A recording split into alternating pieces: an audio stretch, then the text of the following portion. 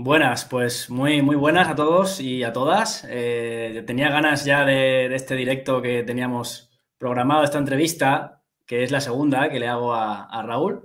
El año pasado hicimos otra y bueno, ya tenía ganas de entrar aquí con Raúl en directo a entrevistarlo. Además con un tema, bueno, un tema muy interesante, un tema muy candente el último tiempo, que es el tema de la soberanía y la ley natural. Eh, bueno, hoy hablando con Raúl, conversando por teléfono, le hablaba de la soberanía y resulta que Raúl, que yo no lo sabía, ha estudiado Derecho. O sea que tenemos aquí un experto también que podemos darle también el toque jurídico, ¿no? Mm. Y bueno, un poco por hacer la introducción, ¿no? Para los que no conocéis, Raúl es especialista en Kabbalah, en espiritualidad aplicada de Kabbalah. Eh, para mí ha sido muy revelador encontrar sus vídeos. Yo creo que muchos en este periodo, ¿no? A partir de la pandemia 2020, hemos conectado con la cábala, bueno, yo un poco antes, pero siento yo que ha habido como un boom, ¿no? De mucha gente interesarse. Y siento que tiene una relación, este interés por la cábala, por la espiritualidad mística, vamos a llamarlo así, tiene una relación que yo considero con el tema de la soberanía, ¿no? Porque al final siento que mucha gente está buscando una forma de conectar con su verdadera identidad, con su verdadera esencia, y desde ahí poder co-crear, ¿no? Otra realidad y salir de este paradigma que a veces llamamos el paradigma de la Matrix, ¿no? Porque es como un sistema, ahora hablaremos de ello, pero es un sistema en el que pues uno se siente como esclavizado, atrapado muchas veces y con poco margen, ¿no? de maniobra desde ahí. Bueno, Raúl, bienvenido, estás en tu casa también, ¿eh? Bueno, Víctor, un placer. Me encanta que me hayas invitado a tu canal. Sabes que siempre me encuentro muy a gusto charlando contigo. Es un placer enorme porque hablamos el mismo idioma y tenemos intereses comunes. Y sí, la verdad que el tema que me has propuesto es un temazo, ¿no? Porque está muy en boga. Yo pienso que ahora con los últimos acontecimientos que están ocurriendo, que uno ya no sabe si mencionar o no explícitamente, porque ya estás que no sabes si decir, si no decir, pero bueno, todos sabemos a lo que a lo que nos referimos al último conflicto bélico que se está dando en todos los medios de comunicación. Y antes de eso, pues estaba todo el tema del llamado bichito, ¿no?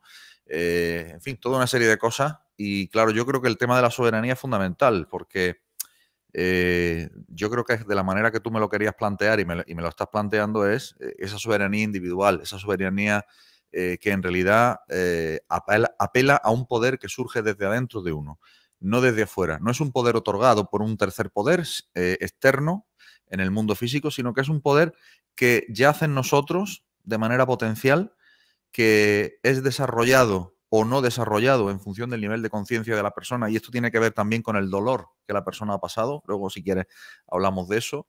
Bueno, y de las encarnaciones y de muchas otras cosas, pero en definitiva, sí, la soberanía sobre uno mismo y entendiendo que lo que realmente importa es la chispa divina de la que somos portadores, ¿no? Y a esa chispa divina es a la que le debemos pleitesía y le debemos la debemos acoger, alimentar y honrar. Así es, así es.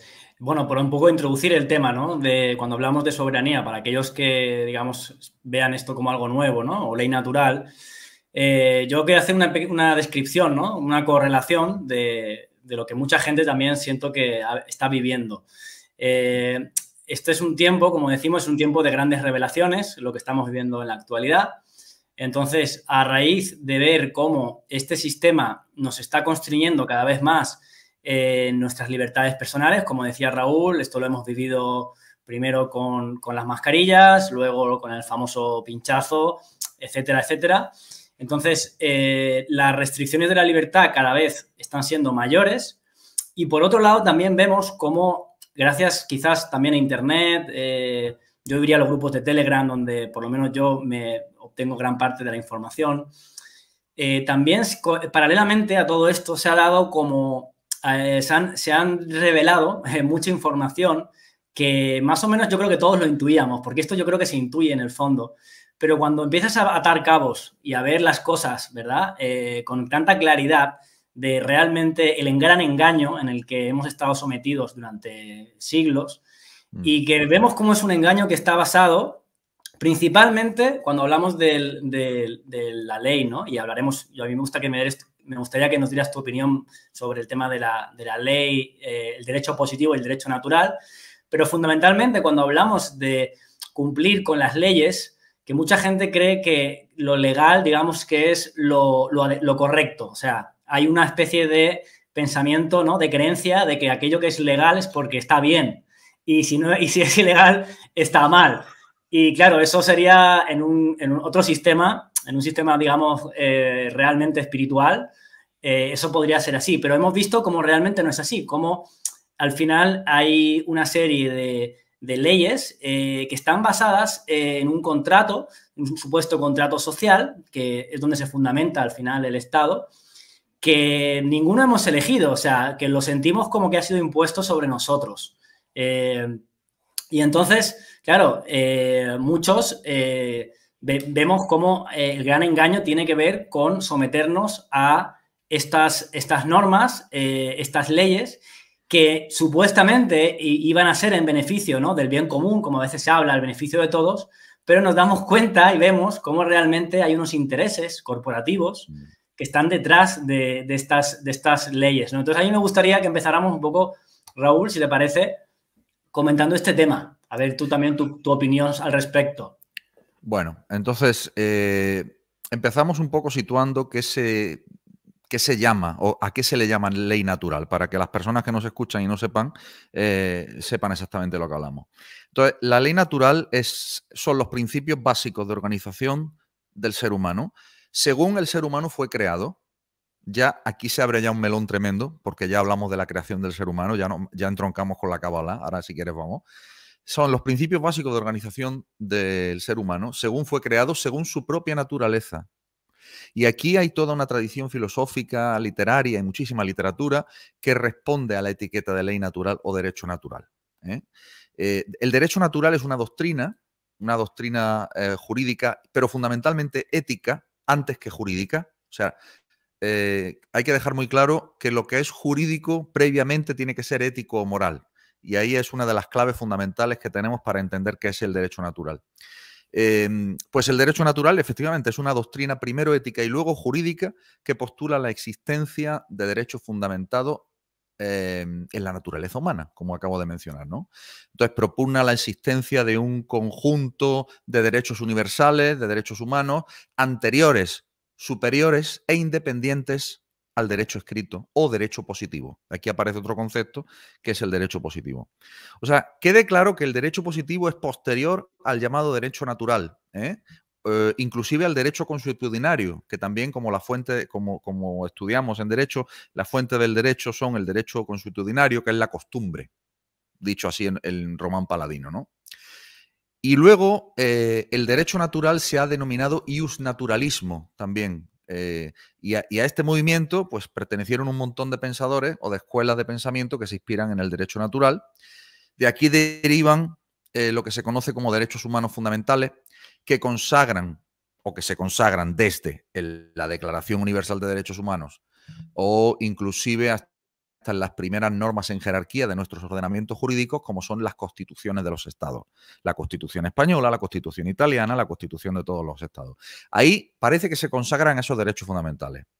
De tal suerte que las teorías iusnaturalistas, o las teorías que hablan del derecho natural previo, insisto, previo y más importante que el derecho positivo, afirman que la legitimidad de las leyes positivas, o sea, el derecho positivo, depende de que esté en concordancia con el derecho natural. En otras palabras, como decía un autor, por ejemplo, Messner, decía, el derecho natural contiene principios específicos y negar esto implica entrar en contradicción con la conciencia humana. Es decir, todo lo que sea contrario a la conciencia humana a la naturaleza humana y a cómo el hombre fue creado, esté regulado, se llame derecho positivo o se llame sum corda o como la quieras llamar, eso para el movimiento de filósofos que defendían el derecho natural y que defienden el derecho natural, y entre los que yo me incluyo, desde luego no es derecho, y por lo tanto, al no ser derecho e ir contrario al derecho natural, tenemos toda la legitimidad y la legitimación como para no tratarlo como tal, con todas las consecuencias que eso conlleva. Imagínate lo que esto significa, ¿no? Los filósofos de esta categoría hablaban de la importancia de la conciencia humana. Otro gran referente es Gustav Radbur, otro gran referente histórico del derecho natural, y uno de los referentes más grandes en la antigüedad, pues desde Platón a Marco Tulio Cicerón. Yo qué sé, en todas las épocas ha habido grandes naturalistas, ¿no? Pero por centrarlo, las principales tesis del naturalismo pueden resumirse del siguiente modo. Primero, existen ciertos principios en relación con el bien o con el mal del carácter universal, leyes naturales o derechos naturales que actúan como un marco supralegal, es decir, por encima de la legalidad. Eso es. Segundo, el contenido de dichos principios es cognoscible por el hombre mediante la razón, por eso de ahí la importancia que le dan los naturalistas a la conciencia, porque la conciencia implica razón e implica capacidad de raciocinio. Entonces, el contenido de los principios naturales es y ha de ser cognoscible por el hombre desde la razón. Luego vamos a analizar qué es eso de el hombre, porque hay que definir qué es hombre aquí también, ¿de acuerdo? Tercero, el derecho descansa en la moral. Esto es muy importante, en la ética y en la moral. No puede haber un derecho que no descanse en una ética ni en una moral. Y esa ética y esa moral debe ir siempre dirigida al beneficio y al bienestar y al mejor vivir del ser humano llamado hombre. Si estos principios no son recogidos o no son sancionados por el ordenamiento jurídico positivo, este último no puede considerarse un verdadero ordenamiento jurídico. Por lo tanto, estaríamos hablando de que realmente lo que conocemos normalmente como leyes, ¿no? Positivas estarían por debajo del derecho natural, o sea, sería jerárquicamente hablando, estarían por debajo, ¿no? Siempre lo estuvieron. Y además, por esto es algo importante, ¿no? Porque por eso la gente, el movimiento que ahora está habiendo sobre el tema de la ley natural y la soberanía, postula, ¿no? Y yo lo encuentro bastante sentido a esto, ¿no? Postula mucho el tema de la ficción jurídica, es decir, que al final el derecho o sea, la ley tal como la conocemos aquí actualmente, ¿no? Muy enmarcada en la política, tiene mucho de ficción, o sea, tiene mucho de teatro, de un juego, como un juego de máscaras, donde lo que hay básicamente es comercio, ¿no? Son transacciones económicas y donde realmente pues uno cuando entra en ese juego casi siempre acaba perdiendo. Acaba perdiendo sobre todo en este intercambio de dinero, ¿no? Sí, es muy interesante, Víctor, esa reflexión que haces, porque la reflexión a la que me da pie inmediatamente posterior es decir, cuando tú entras en ese juego, como tú muy bien lo has dicho, nadie te explica primero en qué consiste ese contrato social. Cuando ese contrato social, que no está hecho según las leyes del derecho natural y por tanto la ley divina, que va en conjunción con la naturaleza del hombre, Adán, ahora ya entroncaremos con la cábala, pues claro, son leyes que a mí me hace mucha gracia. Te puedo contar un chiste, ¿no? Bueno, un chiste, una broma que puede ilustrarlo, ¿no? Dice, bueno, es que esto es muy bueno ¿para quién es muy bueno? Para el hombre no es muy bueno. El derecho positivo será muy bueno para quien quiere someter al ser humano, eso sí, y eso lo entiende cualquiera, ¿no? Lo que está muy claro es que desde marzo del 2020 en mi opinión, quedó completamente quebrado el contrato social. Ya estaba quebrado también desde el año 2007-2008 con la famosa crisis económica de la subprime, etcétera, que bueno, fue toda una manipulación, como tú muy bien has dicho, ¿no? En definitiva, son leyes que se hacen por unas personas llamadas legisladores, pero que si ya nos vamos a pensar cómo se forman los partidos políticos, qué hay que hacer para estar en las listas, bueno, no me quiero meter ahí porque es muy poco espiritual y muy poco edificante, la verdad, pero sin duda alguna que estamos hablando de corrupción pura y dura pero además lo digo desde desde el conocimiento y sobre todo de un modo generalizado. Yo creo que todas las personas que escuchan tu canal, Víctor, y el mío también, son personas despiertas. No hace falta que les digamos que el 100% de la clase política con cierto poder de mando, no estoy hablando del alcalde de la aldea en la que vivo, que también pudiera ser, ¿no? Pero con cierto poder de trascendencia y tal, y de decisiones trascendentes en la vida de las personas, no son personas realmente muy de fiar, ¿no? O sea, que hay que desconfiar en principio de todo aquel que quiera dedicarse a la política en principio. ¿Por qué? Pues porque a las pruebas nos remitimos, por sus frutos los conoceréis. Ahora, ya hemos visto que la ley natural es supralegal. Esto es muy importante, porque no es una ley o una programación humana, sino divina, de nuestro creador, del gran programador de la realidad. Queda claro que, y ya aquí entroncamos directamente con la cábala, entro ya sin más ambaje, que en esta realidad dual, el mundo de Malhut, en el que llamamos la cábala, el videojuego en el que vivimos, el holograma en el que vivimos, en el que las almas encarnamos, en este multiverso, pues existen dos principios básicos, dos emociones básicas y dos principios básicos, morales. Uno busca el bien del ser humano, otro busca el mal del ser humano. Incluso dentro del propio ser humano, el ser humano puede buscar el bien de otras criaturas que no son humanos, por ejemplo, animales, plantas, etcétera, o puede buscar el mal. Ahora bien, hay que tener muy claro que en este mundo físico influyen muchos tipos de inteligencias. Inteligencias no físicas. Algunas pueden tomar forma física y nos pueden parecer completamente físicas y normales a nuestros ojos. Otras no. Y esas otras que no necesitan cuerpos físicos existentes para actuar a través de esos portales biológicos en esta dimensión. Estas inteligencias no las vemos, pero ellas sí que nos ven a nosotros. Resulta que vivimos bajo una cúpula astral, nos enseña la Kabbalah, los astros, los planetas, las estrellas, el firmamento, que en realidad es un software que propicia la materialización de eventos en la Tierra, en el mundo físico. De ahí la importancia de la astrología, que es una sabiduría que es capaz de enseñarnos las tendencias dominantes que hay en un momento dado en los algoritmos que manejan este videojuego. Vivimos dentro de una gran computadora, la computadora, el software funciona con algoritmos y por tanto los algoritmos marcan tendencias probabilísticas, no determinacionistas. Esto es muy importante. La mecánica cuántica también nos enseñó que la ley es de probabilidad. Entonces, lo importante que es, este sistema astral está secuestrado por las fuerzas del mal, por esas otras inteligencias que no vemos, para hacer padecer y para hacer sufrir al ser humano, mantenerlo ignorante, aterrorizado, dependiente, en incertidumbre y en estado de supervivencia. Entonces, estas inteligencias que son de naturaleza parasitaria, porque no tienen creatividad, porque es su naturaleza así, quiere decir que para su naturaleza moral, si es que se puede llamar que tenga moralidad, es correcto parasitar otras especies para sobrevivir, alimentarse de ellas, ya sea física o energéticamente. Existen en distintos planos de la dualidad y forman el lado del mal, lo que en hebreo se llama el sitra hará o el otro lado. Pues bien, hay una ley cabalística que dice que lo que fue creado un día posterior domina a lo que fue creado un día anterior. Se dice en el Génesis que el hombre, esto es muy interesante porque esto es pura ley natural, por eso lo traigo a colación, entroncando con el conocimiento cabalístico. El libro del Génesis dice que el hombre, Adán, al hombre se le llama Adán.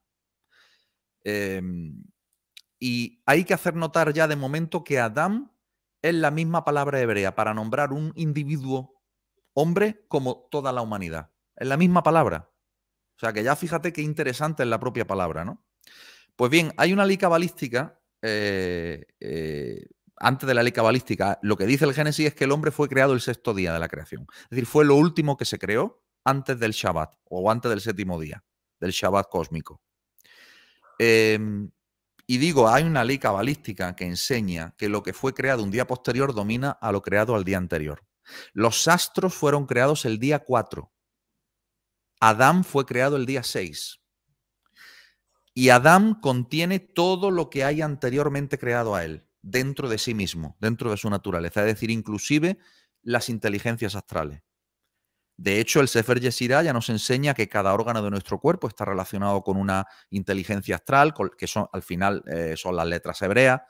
No voy a elaborar más de esto porque si no habría que hablar de tantas cosas, pero simplemente quedarnos con la idea de que los astros fueron creados el cuarto día, el ser humano el sexto día, llamado Adán. Luego el ser humano tiene el potencial, y así está guionizado dentro de este videojuego, de descubrir su propia naturaleza divina, que es poderosa y bondadosa, porque tiene las mismas cualidades que el creador, y dominar todo el sistema astral para poder materializar eventos de bondad y misericordia en este mundo a voluntad. Y ahí entramos con el concepto del libre albedrío y de la ley natural. El concepto de la ley natural ya hemos explicado lo que es decir, para que podamos considerar a un ser humano Adán, el concepto Adán no es algo que se da por sentado en la Torá y en la Kabbalah. De hecho, como bien sabes, en hebreo hay dos palabras para definir un ser humano. Una es Ish y la otra es Adam. Ish sería el hombre animal, el hombre sin conciencia, el hombre que no tiene aspiraciones trascendentes. Y luego está Adam, que Adán sí que es ese ser humano que tiene aspiraciones trascendentes y que aspira, de hecho, a evolucionar a lo que se denomina el Homo Deus, y te he visto a ti también hablar de Homo Deus, ¿no? En definitiva, estamos hablando de llegar a ser ese Adán que fue creado por el Creador en el origen de la humanidad. Estas fuerzas inteligentes contrarias a la humanidad, a esta creación, lo que hicieron fue hackear el ser humano, hackear su ADN, castrarlo, caparlo, para dejar solamente activas 2 hebras de las 12 hebras que tiene el ADN. Las 12 hebras del ADN se relacionan directamente con las 12 tribus de Israel. Cuando la Torá habla de las 12 tribus de Israel, está hablando de las 12 constelaciones que afectan en las 12 hebras del ADN humano. Entonces, el creador dejó un programa de emergencia, un programa interno dentro del ser humano, no en todos los individuos, pero en una parte significativa de individuos, una minoría cualificada, almas que decidieron bajar acá para activar un determinado gen, y ese gen es el gen del despertar, es el gen que no se deja engañar, para que el ser humano que tenga este gen no se deje hipnotizar y rápidamente sepa distinguir la mentira de la verdad. Y ese gen es el que te va empujando en el deseo de ser Adán. Y esto ocurre en la época que estamos hablando, en la época llamada del Mashiach. Entonces, la Cábala nos enseña que el ser humano, Adán, es el Homo Deus, el ser humano espiritual. Tiene la capacidad de ver de una punta a otra del universo. ¿Qué significa eso? Eso lo dice el Talmud. ¿Qué significa eso? Significa que tiene un poder potencial de telepatía, de estar fuera del espacio y del tiempo. Es decir, tiene la capacidad de trascender el espacio y el tiempo, tal como lo percibimos aquí, en este mundo de los 5 sentidos. Y este fue el punto de partida de la humanidad. Este es el punto de partida de la humanidad, de nosotros, de humanidad como creación. Ahora, un reducido grupo de esta especie Adán, de los Adán originales, fueron engañados y su ADN manipulado para castrarlo en su conciencia espiritual, para que pudieran obedecer y servir de alimento a esta especie que los castró. Y esta especie en la Biblia tiene un nombre, se llama Nahash, la serpiente. Y la serpiente no es ni más ni menos que la raza reptiloide. Y eso está escrito en la Torá. Y esto está bien definido dentro del guión del videojuego, ya que la gematría o valor numérico en la Kabbalah de la palabra Nahash es 358, 358, igual que la palabra Mashiach, Mesías, 358, lo que nos indica sin lugar a dudas que el Nahash será derrotado por el nivel de conciencia que alcanzará una parte de la humanidad llamado Mashiach. Es decir, Mashiach no es solamente un individuo que va a encarnar esa serie de cualidades del llamado Adán, sino que es un nivel de conciencia. Y ese nivel de conciencia es para toda la humanidad que quiera tener ese nivel de conciencia, que aspire a ello. Pero insisto, hablando con rabinos, se me ocurre, por ejemplo, Rabí Alon Anabá, que le entrevisté en 2018 en Israel, lo decía claramente. Yo le pregunté claramente, digo, ¿Mashiach es un individuo? ¿Es un nivel de conciencia? Él me decía, son las dos cosas. Y si nos damos cuenta, en este mundo funcionamos a un nivel multicapa. No es solamente una cosa. Por ejemplo, ahora lo que está pasando, el conflicto bélico que está pasando en Rusia. Muchos cabalistas han salido con textos del Gaón de Vilna hablando de la guerra de Gog y Magog. Sí, claro, pero la guerra de Gog y Magog a un nivel externo del videojuego, claro que uno le puede llamar a Rusia Gog y al resto de naciones Magog. Pero en realidad la guerra de Gog y Magog, ¿qué es? Es la guerra santa. Es la yihad islámica. Es la guerra interior del ser humano entre su alma y su cuerpo. Esa es la guerra de Gog y Magog. Lo que al final nos lleva a la conclusión que es el título de nuestro programa. La soberanía es una soberanía interior. Para alcanzar el potencial con el que el ser humano fue creado como Adán, como ser humano espiritual, y para alcanzar ese nivel es necesario empezar a hacerse preguntas, a ser curioso, a sentir que lo que te presentan delante de los ojos es una ilusión, es una falsedad, y esto te retrotrae al principio de nuestras vidas físicas, me refiero a la tuya, a la mía y a la de todos aquellos que nos escuchan, de que nos han engañado desde el minuto uno en prácticamente todo, por no decir todo. Es decir, yo soy de los que hoy solamente se cree aquello que puede experimentar por sí mismo. Te pongo un ejemplo. ¿La Tierra es plana o es redonda? Mira, la ciencia dice que es redonda, pero yo no he ido arriba en un cohete y he visto la Tierra desde arriba. Por lo tanto, yo no puedo decirte que la Tierra sea redonda. No por nada, sino por experiencia personal. La soberanía individual es el ejercicio de este poder, como este ejemplo que te acabo de poner.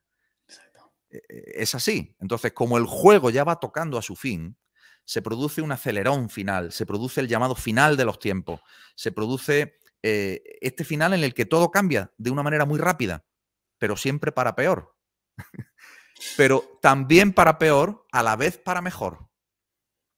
Porque ambos conviven, tanto lo muy bueno como lo muy malo. Me explico. Hay una sección en el libro más importante de la Cábala, que se llama el Zohar, que dice, en este tiempo, o sea, ahora, leo literalmente, Dios mismo se hará conocido a través del mundo.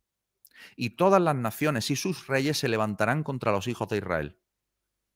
Traducido, esto es lo que estamos viendo. Lo hemos visto desde el marzo del 2020, como todas las naciones y sus reyes, vamos a entender mandatarios, se levantan contra los hijos de Israel. ¿Quiénes son los hijos de Israel? Los hijos de Adán, es decir, aquellos que aspiramos con un nivel de conciencia a ser trascendentes, a ser seres humanos trascendentes.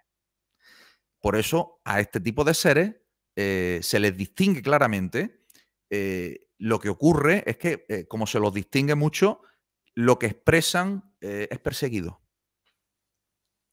No sé si me explico.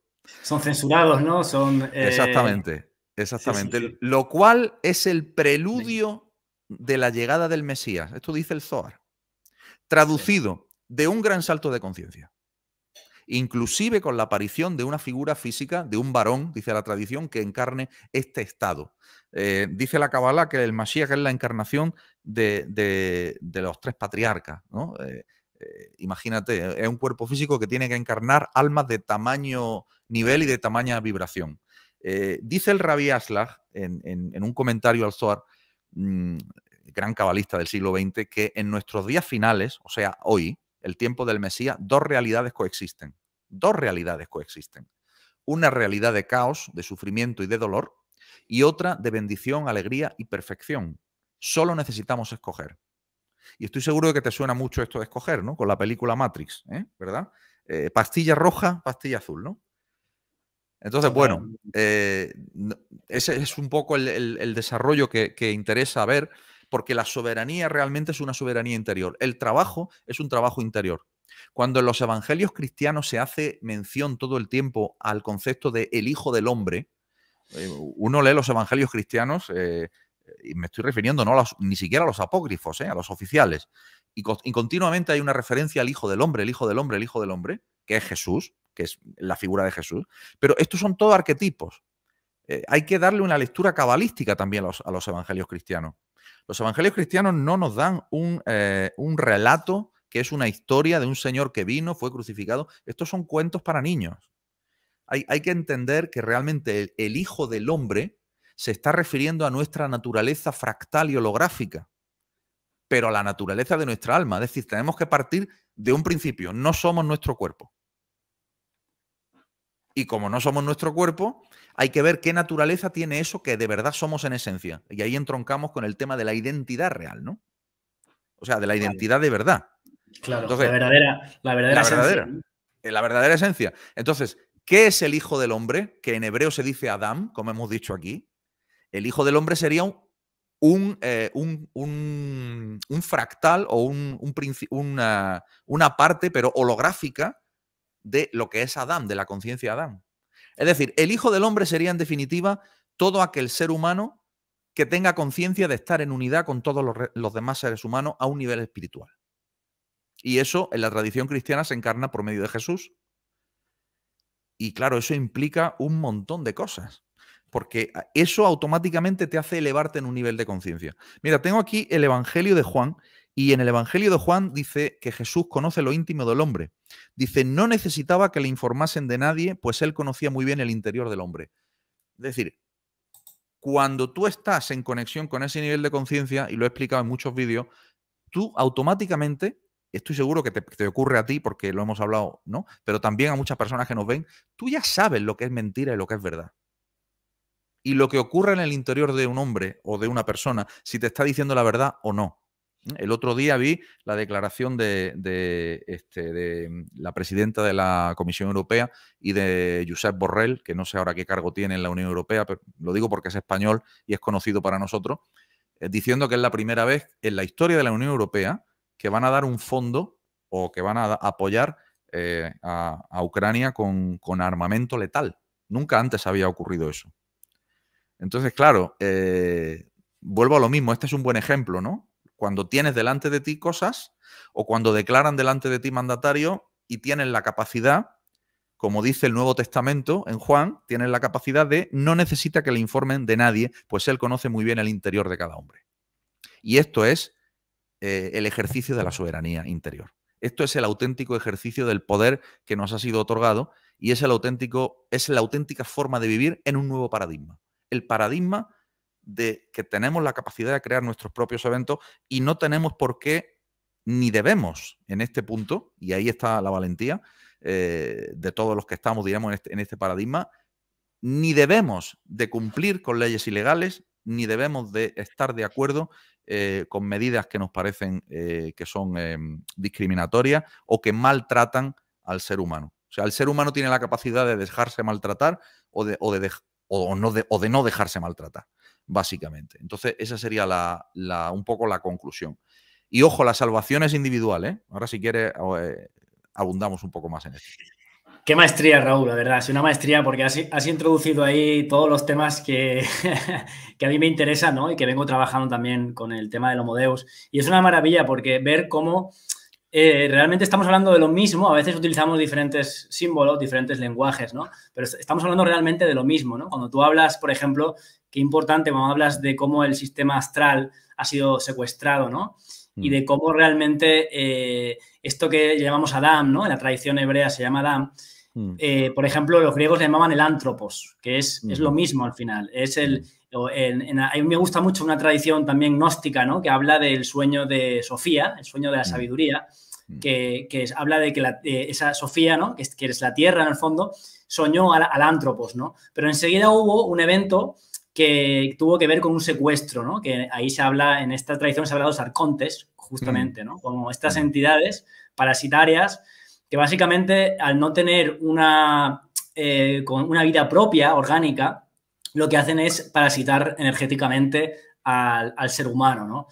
Correcto. Y desde el inicio de los tiempos vemos cómo eso ha sido así, ¿no? Y hay múltiples escritos que nos muestran esto, sobre todo cómo han ido, sobre todo, a por la gente que tiene, a los seres con más ambición, que hacen pactos de alguna manera con ellos les proporcionan ese poder, ¿no? Y por eso vemos cómo casi todos los eventos tienen que ver con fechas astrológicas, ¿eh? Tanto a nivel de guerras como a nivel de COVID, ¿no? Por eso hay astrólogos que ahora se han hecho famosos, o sea, mucha gente los sigue porque realmente indican, ¿no? Correlaciones y, bueno, cuando te empiezas a meter ahí en las fechas, la numerología de los eventos, las torres gemelas, bueno, ahí hay un tema que al final acabas viendo cómo, digamos, se aprovechan esas correlaciones energéticas para hacer grandes eventos que marcan la historia, ¿no? de este sistema, ¿no? Entonces, ves cómo utilizan el sistema astral, digamos, a su favor. Pero más allá de eso, al final hay algo que me parece que es la clave de todo esto, que es, tú lo has dicho, es lo ilusorio. Es decir, mientras nosotros podamos distinguir lo real de lo ilusorio y no nos dejemos manipular al final por estas entidades, ¿no? Que se aprovechan mucho de todo lo que es la simulación, la mentira, ¿no? Bueno, ya lo sabemos, el rey de la mentira, ¿no? El rey del engaño, que sabemos en la Biblia se habla de ello, ¿no? El padre de la mentira. Sí, sí, sí. Entonces, como tú bien dices, la soberanía es un ejercicio interior de empezar a ver lo que es esencial y lo que es real de lo que no es, ¿no? Y si algo no es real, por ejemplo, es esta identidad que hablamos como la persona, ¿no? O la personalidad, que es una identidad mental que hace que nos sintamos separados del otro, aislados, ¿no? De esta red de vida y que nos hace muchas veces defender siempre nuestro punto de vista, nuestras ideas en confrontación con los demás, ¿no? Y que para mí esta es una de las raíces de todo el conflicto y la guerra que vivimos, ¿no? Esa identidad, digamos, fragmentada y de separación. O sea, a mí me gusta mucho porque esta idea de que realmente para poder parasitarnos, primero han tenido que separarnos, o sea, han tenido que desarraigarnos, porque si tú no estás desarraigado, si tú te sientes uno con la creación y con los demás, realmente es muy difícil que te puedan parasitar, ¿no? Que te puedan manipular. O sea, eso lo hacen cuando te sientes separado. Sí, totalmente. Lo que pasa es que no nos olvidemos de una cosa muy importante también, que vivimos dentro de un videojuego y que al final todo, vamos, las personas que me siguen ya lo saben, yo ahí estoy convencido, no tengo ninguna duda, de que al final todo es algo que viene programado con posibilidades. Y esas posibilidades, fíjate, las posibilidades astrológicas, hay un dicho cabalístico que dice que el astro empuja pero no obliga. Es decir, hay una tendencia, pero no tiene por qué cumplirse esa tendencia. Lo que hacen las fuerzas a las que tú te referías es simplemente reforzar las tendencias existentes, pero la que les interesa a ellos. Básicamente es eso, utilizando numerología, astrología, haciendo los actos en determinados sitios de poder, donde hay una línea ley, donde hay, bueno, esto habría para escribir muchos libros, pero básicamente es eso. Pero lo interesante de todo es que, como tú muy bien has dicho y estamos reiterando aquí, ¿cuál es esa identidad? Es decir, ¿cuál es la identidad auténtica, la esencial de cada uno de nosotros? Yo recuerdo en este punto, yo tenía un maestro que marcó mucho mi vida, que era Antonio Blay Foncuberta, que él decía que él tenía muchos problemas a la hora de reconocerse con eso que había en su carnet de identidad. Claro, este señor estaba iluminado. Entonces, claro, para él, y te estoy hablando de los años 80, y para él era un conflicto el hecho de no sentirse identificado con su personaje, porque había trascendido al personaje. Entonces, ¿qué ocurre? Que definitivamente lo que está ocurriendo en este momento de la humanidad es, por una parte, cada vez más luz, cada vez personas más despiertas, cada vez personas más iluminadas, pero a la misma vez, cada vez más oscuridad.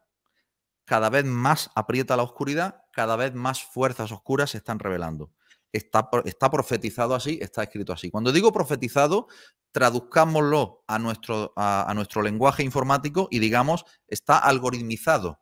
Solamente basta acceder al algoritmo para ver qué posibilidades da el videojuego. No sé si me explico. Sí. Eso es lo que hacían los profetas con sus capacidades telepáticas. Y por cierto, el otro día, ayer, hablando con unos amigos aquí en casa, yo hice una apuesta a futuro, y es que la próxima evolución biológica, el próximo desarrollo biológico dentro del cerebro y del ADN del ser humano será su capacidad telepática. En una generación o como mucho en 2 generaciones. ¿Por qué? Pues porque es la forma de evitar la censura.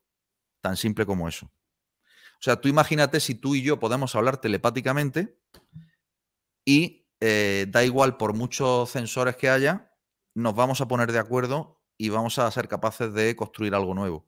Entonces, por necesidad, y ya sabemos, como decía el doctor Hammer, que la función hace al órgano, la función hace al órgano. Es decir, habrá un órgano o se activará un órgano o se activará algo en tu fisicalidad que hará que esa telepatía sea una realidad, digo, como máximo en una o como máximo en 2 generaciones. Eso yo estoy convencido. Quizás por ello están bombardeando, digamos, con ondas, ¿no? Con satélites y 5G electromagnéticamente nos están bombardeando, quizás porque saben que esto se está despertando en algunos, ¿no? Desde dentro, claro, desde dentro, desde fuera y desde adentro, como bien sabes. Sí. Total. Entonces, bueno, me encanta, ¿no? Porque estamos muy en sintonía con esto, ¿no? Y yo creo que también tanto lo que tú propones, Raúl, con tu escuela, como lo que yo propongo en el camino del Homo Deus, ¿no? Cuando hablo del viaje del Homo Deus, al final estamos hablando ni más ni menos que de volver al origen, ¿no? Cuando hablabas de este Adán, que es el proyecto, digamos que es la utopía, el lugar, el potencial, mejor dicho, el potencial que como humanos todos llevamos dentro, esa semilla que podemos desplegar y que muchos, quizás por esto que hablas de los genes, que también yo lo veo un poco así, ¿no? Hay una mujer que habla de los genes saltarines, eso me gusta.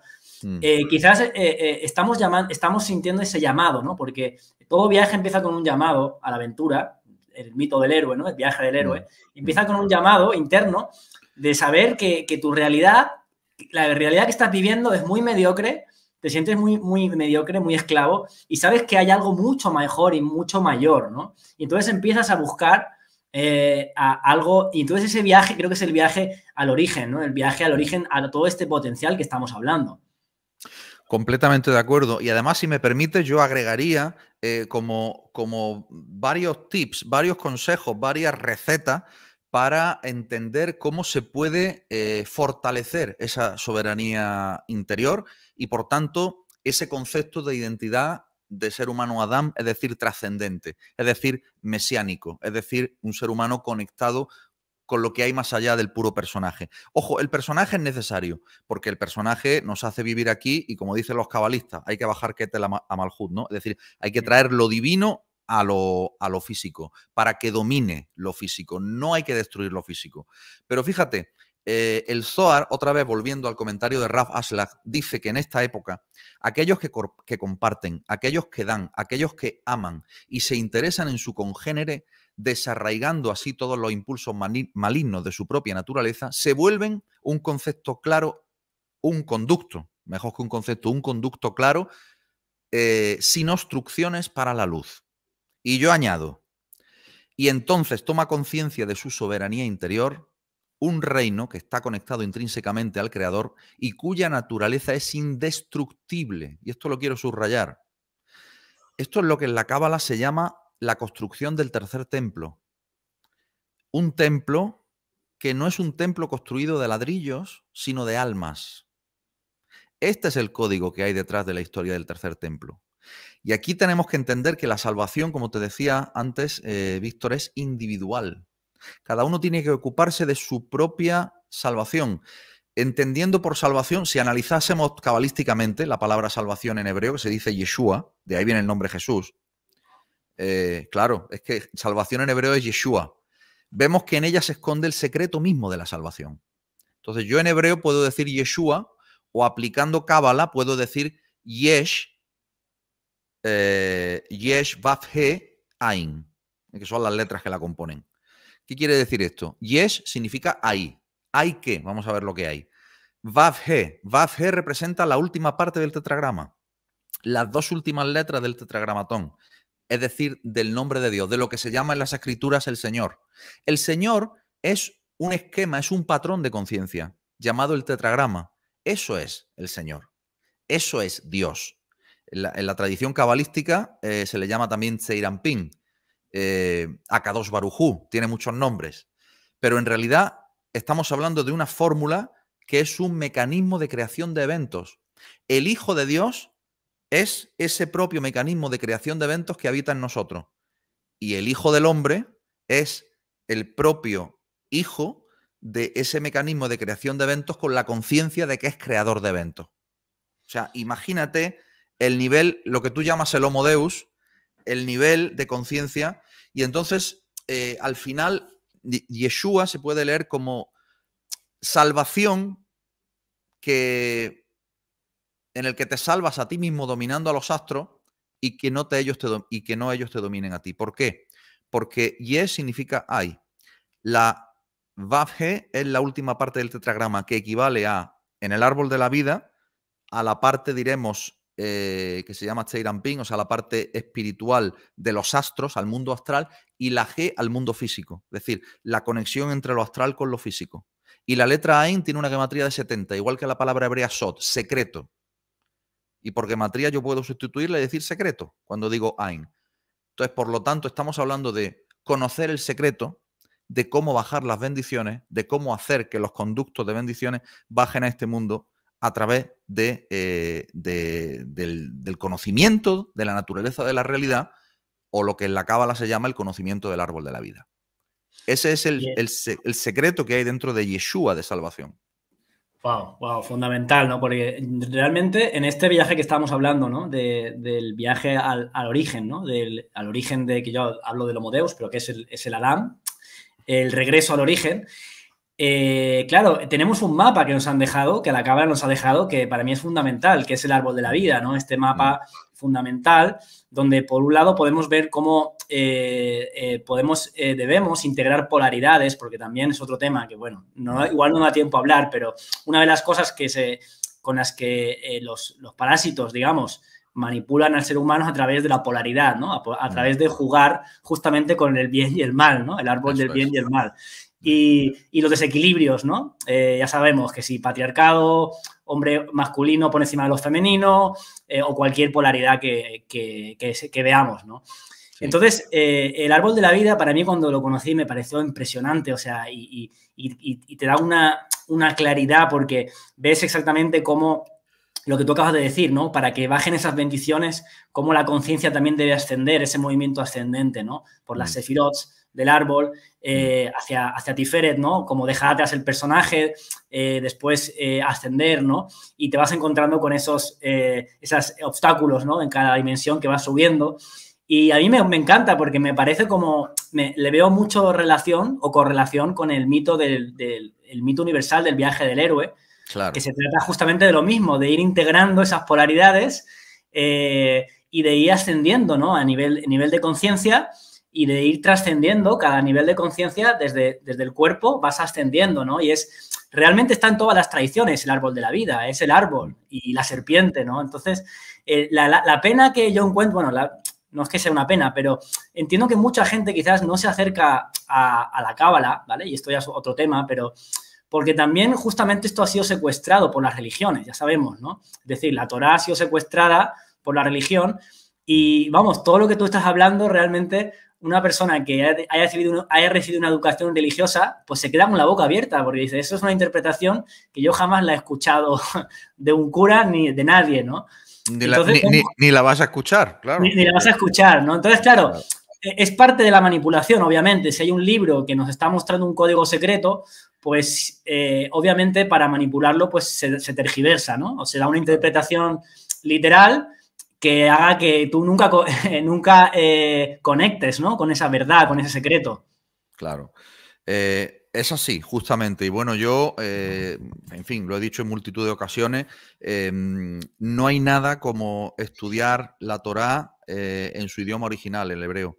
¿Por qué? Porque ahí no hay trampa ni cartón. Ahí estás entendiendo exactamente lo que quiso decir el que canalizó la Torá, que fue Moisés, Moshe Rabenu, según la tradición. Y yo te aseguro que las traducciones de la Torá son absolutamente, en fin, ya no te digo malas, pero sí te digo tendenciosamente, intencionadamente equívocas. Porque en las partes clave te hacen una traducción que no tiene nada que ver y pierde totalmente la esencia del mensaje que se trata de transmitir, ¿no? Precisamente para evitar despertar. Entonces yo por eso aconsejo siempre aprender hebreo. A aquellos que les interese la cábala, va junto. O sea, no, para mí no hay una separación. Tienes que conocer el hebreo y más si vas a estudiar la Torá, ¿no? Aunque sea de una manera básica. Pero déjame decirte también algo en cuanto a las personas que nos están escuchando, cómo es que nosotros podemos seguir ganando esa soberanía interior. Porque a mí es un tema que me apasiona y yo quiero que las personas que se marchen hoy de aquí se vayan con ese mensaje de, bueno, sí, y a nivel práctico, ¿qué hacemos? ¿No? Porque sabes que la gente es muy mental al final y quieren recetas, quieren manual de instrucciones. Y claro, no todo el mundo quizás lleva una trayectoria de estudio, de investigación, pero obviamente que si están interesados y tienen curiosidad, pues aquí les vamos a ofrecer algunas herramientas, ¿verdad? Para que puedan seguir avanzando en su camino. Para mí lo fundamental para ir ganando conciencia y por tanto soberanía interior, el conocimiento de la naturaleza de la realidad. Es decir, el conocimiento del derecho natural, es decir, el conocimiento de las leyes naturales que rigen la realidad. La Cábala lo enseña. Te diré algo, yo no soy una persona dogmática, nunca lo he sido y nunca lo voy a ser. Hay personas que se sienten muy identificadas con otras tradiciones. A mí eso me da exactamente igual. Lo importante es que se hagan preguntas y lo importante es que lleguen por esos caminos y por esos vericuetos, por esas preguntas, a respuestas que a su vez le hagan otras preguntas y que le lleven a otras respuestas y otras preguntas que le lleven a otras respuestas, y eso como un ciclo infinito de ascensión de conciencia. Lo digo porque yo no hago apología de la Cábala. O sea, la Cábala no obliga a nadie ni al contrario. O sea, la Cábala es una enseñanza, es una doctrina, es secreta, Nistar Jochma, o sea, el conocimiento secreto, pero no tiene por qué ser el camino de todo. Es mi camino, pero no tiene por qué ser el de todo. Y ahí soy completamente respetuoso. Una de las leyes más importantes universales de las que habla la Cábala es la ley de la causa y del efecto. También las leyes herméticas de Hermes Trismegisto también lo explican igual. ¿Qué es la causa y el efecto? Lo que se conoce como el karma o el tikkun en hebreo. Entonces, consejo que damos a nuestros amigos: realizar actos de bondad. Lo que siembres, recogerás. Haz bien y no mires a quién. Ahí tu alma va a ir acomodándose y va a ir ganando fuerza. Porque de lo que se trata aquí es que el alma gane fuerza para dominar al cuerpo. Primera cosa. Segunda cosa, a la vez que haces cosas buenas, no hagas cosas malas. En el sentido, no cometas cortocircuitos que te generen más karma, que te generen más tikkun a ti y a tus descendientes, que te enrede aún más en la ignorancia, en la tela de araña que ha sido tejida pues, por estas criaturas del mal, que forman parte del videojuego, sus rayos, que forman parte de toda esta simulación holográfica. Luego yo añadiría: difunde todo lo que pueda el conocimiento entre todo aquel que quiera oír, sin hacer proselitismo, sin intentar convencer, pero quien tenga oídos que oiga, citando a un gran rabino llamado Jesús de Nazaret, que es un poco lo que tú y yo hacemos. Es decir, difundimos, pero no obligamos a nadie, ni tampoco vamos vendiendo nada, ¿no? A la hora de estudiar la naturaleza de la realidad, yo pienso que es importante que nadie se conforme, que siga siendo curioso, que no des nada por sentado, que no creas nada de entrada, menos aún si proviene de fuentes consideradas mentirosas. Muy importante también, la dieta. No solo hablo de la dieta física, hablo de la dieta mental y espiritual. No consumas dieta tóxica. Si ves que hay algo que te sienta mal, deja de consumirlo. Me estoy refiriendo a vídeos que te pueden sentar mal, canales que te pueden sentar mal, libros que no te... personas, etcétera, etcétera, etcétera.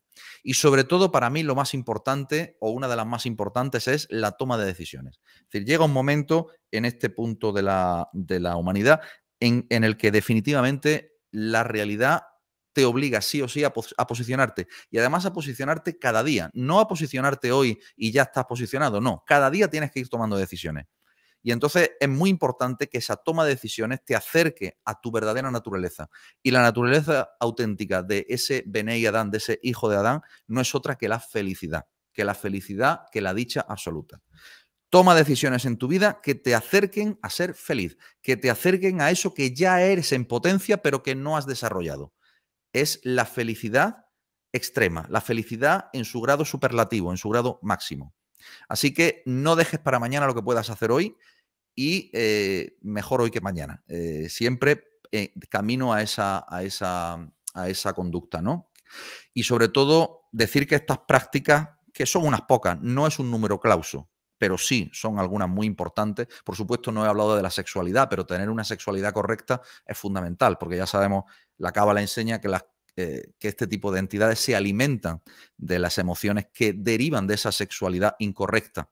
Me estoy refiriendo a toda la industria del porno, a toda la industria de plataformas de televisión en cuyas películas, las películas que producen son una y otra vez meter el sexo por los ojos a todo aquel que ve y fomentar que el cuerpo tome fuerza otra vez. ¿Me sigues? Entonces, estas prácticas alimentan el alma, aparte del estudio. El alma agarra fuerza y puedes dominar y crear tu propia realidad con mucha mayor facilidad.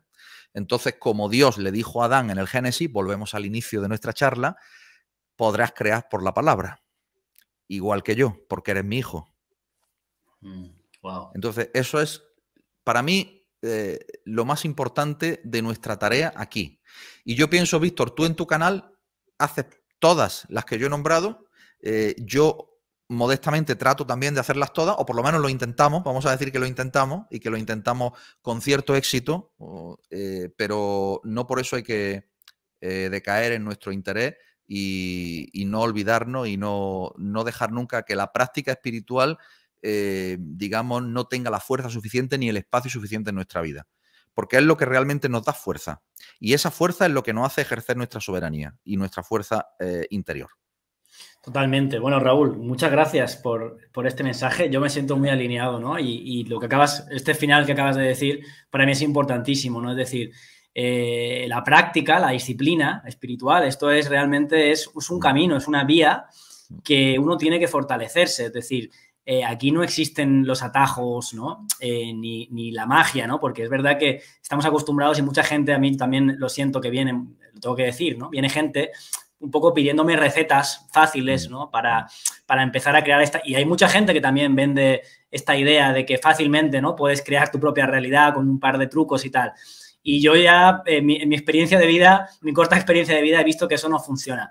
Que aquí lo que funciona, como tú dices, es ir acumulando, yo le llamo ese poder interno, que tiene mucho que ver con la energía, porque lo que has nombrado al final es ir como acumulando esa energía interna con la sexualidad, con la dieta, con la gente, con todas las impresiones que tienes en el día a día y con la palabra, ¿no? Siendo muy impecable con la palabra. Y todo eso es como un acumulador que vas acumulando y ahí te permite, digamos, con ese potencial ya te permite hacer algo. Pero realmente si no empezamos por acumular esa energía, es muy difícil. Y justamente este sistema, como hemos dicho desde el principio, al ser parasitario, lo que hace es que nos chupa esa energía para que no podamos ser creadores de realidad, nos absorben en esa energía. Claro, ahí, claro, me estás recordando inevitablemente a nuestro querido, y digo nuestro porque sé que a ti también te resulta muy, muy querido, Carlos Castañeda, ¿no? Las enseñanzas de Don Juan y, por supuesto, toda la enseñanza tolteca, ¿no? Lo que Don Juan llamaba el poder personal, acumular poder personal, en definitiva, en sus propios términos, ¿no? Como él lo decía. Que por cierto, era muy conocedor, los brujos yaqui eran muy conocedores de las entidades parasitarias, ¿eh?